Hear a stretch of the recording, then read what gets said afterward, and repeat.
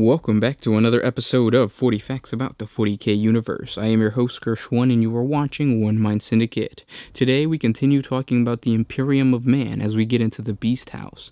This is something found within the Dark Heresy games. Basically, a giant fight club for creatures, gladiators, all sorts of craziness. This was a viewer request, so if you guys have any requests about Warhammer 40K, please comment down below and we'll try our best to create a video for you. And again, if you're new to the channel, subscribe because we post Warhammer 40K content every single day. With that said, let's get into 40 facts about the Beast House. The Beast House is the most widespread, unified, and dangerous fight club in the Imperium. The Beast House caters to the rich and poor alike, so long as they pay to see bloodshed and vicious creatures do battle in a variety of fighting pits for sport. In its most common form, such bloody entertainment and the arenas that provide it are quite legal. These are places where you can see bull thorax battle to the death, or Carnoceros rampage against teams of human gladiators upon Scintilia's many red circuses. Yet removed from the garish lights of such public entertainment, the rich and the jaded, not to mention the lowest of the low, crave more desperate, darker, and forbidden pleasures.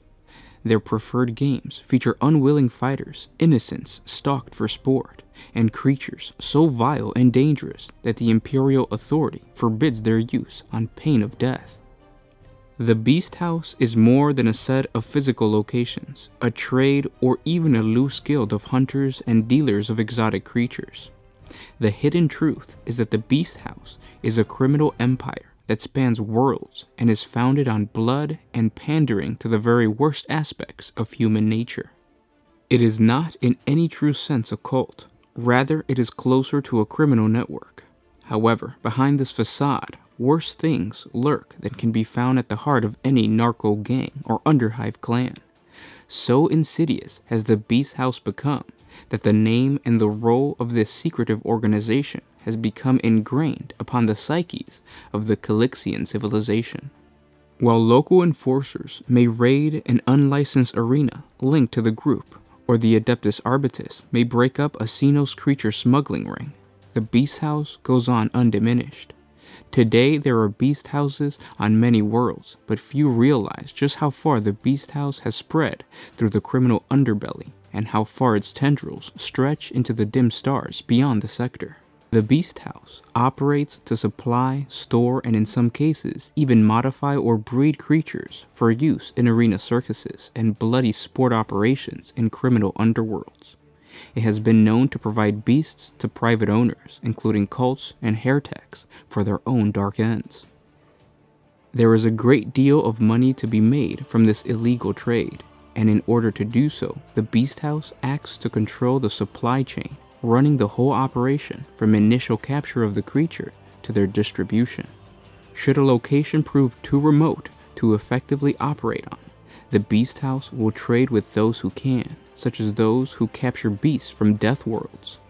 Furthermore, the Beast House sometimes acts as a secret owner or backer of the venues that host its creatures, often taking a hand in incidental activities such as gambling and criminality that surrounds these places. The Beast House protects itself by making extensive use of local intermediaries on the worlds where it operates, and maintains progressive layers of secrecy about its true size and what it actually supplies. This secrecy means that many of those who work for it don't know the full truth, and its assets can be cut loose if faced with sanctions by local law enforcement, or even infiltrated by outsiders, with little danger to other parts of the organization or its true masters, the Beast Slavers. Just how many true members of the Beast House are privy to its inner workings remain unknown to the Holy Ordos, but probably there are no more than a few hundred in total scattered across the Reach, and perhaps that many again operating to acquire savage livestock on numerous far-flung worlds and roving hunting ships. Of these, those who lead the organization and hold the power of life and death over their fellows and their creatures are fewer still. This last group consists of the most secretive and dangerous members of the Beast House. They are the Beast Slavers, Hunt Masters, and Flesh Crafters, who are the true driving force behind the organization. However, all reports to a single mysterious authority whose power and mastery over the Beast House is without question, a man known as Solkarn Senk.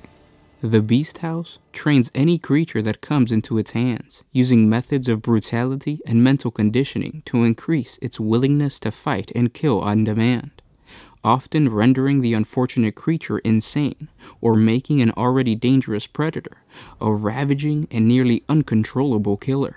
However, for some beast slavers, this is not enough. They resort to surgical and chemical augmentations, creating horrific cyber creatures and fitting unruly beasts with injector rigs to increase their fighting potential while also easing control outside of the arena.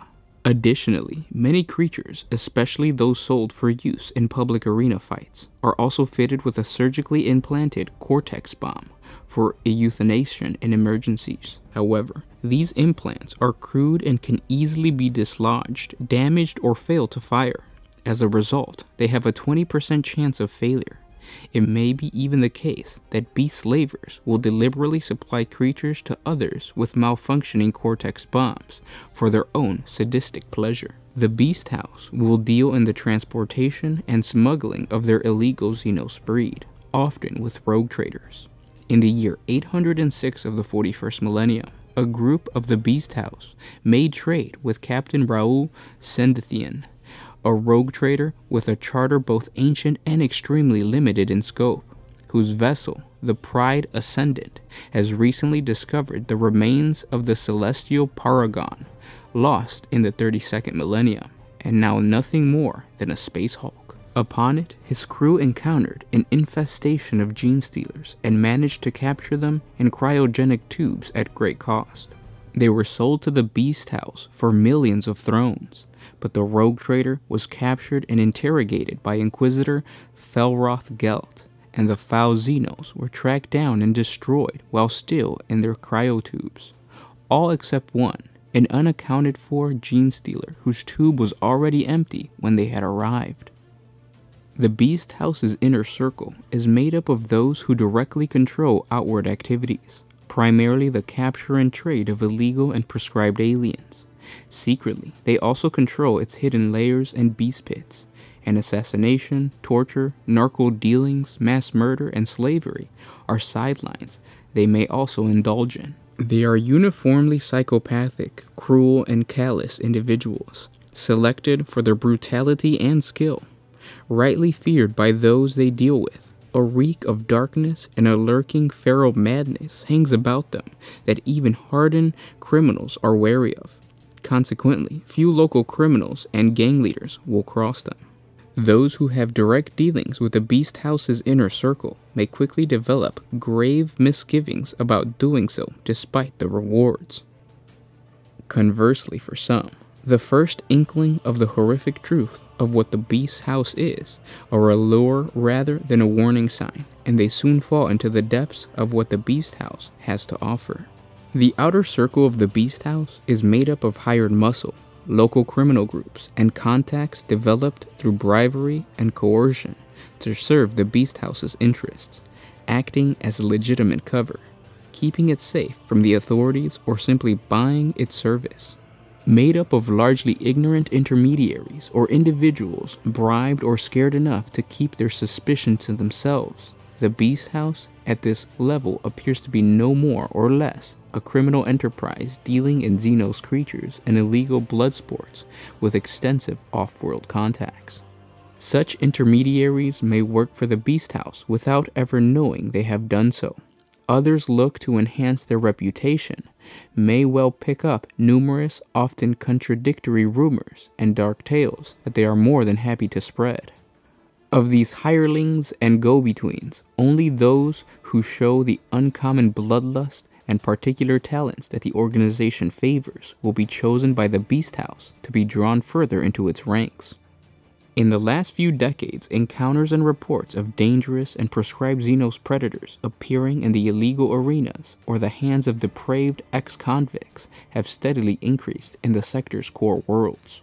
Further investigation also turned up rashes of disappearances among the poor and the underclass in the areas where a particular Beast House was said to exist. rumored links of smuggling rings, murders for hire, strange sightings of creatures, and other strange things. Only when Inquisitor Lavan and his retinue disappeared while investigating the Beast House on Feng's World, that the full attention of the Ordo Xenos came to bear on the organization, and it has not liked what it has begun to uncover. Currently, Inquisition-backed elements are conducting a widespread series of covert investigations into the Beast Houses on several worlds, but they were met with little success in penetrating its higher echelons. And those were 40 facts about the Beast House.